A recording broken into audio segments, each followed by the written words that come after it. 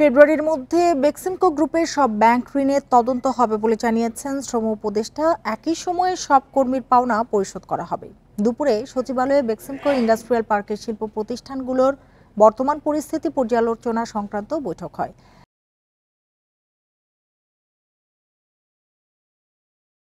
পরে শ্রম উপদেষ্টা সাংবাদিকদের বলেন, বেক্সিমকোর লে অফ করা কোম্পানি বন্ধের প্রক্রিয়া নিয়ে উপদেষ্টা পরিষদ কমিটির সিদ্ধান্ত প্রকাশ না করায় নিয়োগ হওয়া ৩ জন প্রশাসককে বরখাস্ত সহ বিভাগীয় ব্যবস্থা নেওয়ার আদেশ দেওয়া হয়েছে। রিসিভার পরিবর্তনেও নেওয়া হচ্ছে প্রয়োজনীয় ব্যবস্থা। তিনি আরও বলেন, ফেব্রুয়ারির মধ্যে কর্মীদের সব বকেয়া পরিশোধে কোম্পানির শেয়ার বিক্রি করবে বা অন্য কোনো উপায়ে পরিশোধের ব্যবস্থা সরকার করবে।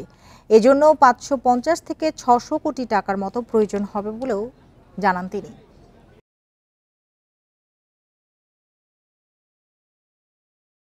এই টাকাটা আমাদের টাকা, আপনাদের টাকা, ট্যাক্সের টাকা, ব্যাংকে রেখেছে লোকজন, সেখান থেকে এটা উজাড় হয়েছে। কাজেই যে সিদ্ধান্ত এখানে বলা হয়েছে যে এটা ইনকোয়ারি হবে ফেব্রুয়ারির মধ্যে, যারা যারা এর মধ্যে ইনভলভ কাউকে ছাড়া হবে না, নোবডি উইল বি লেফট।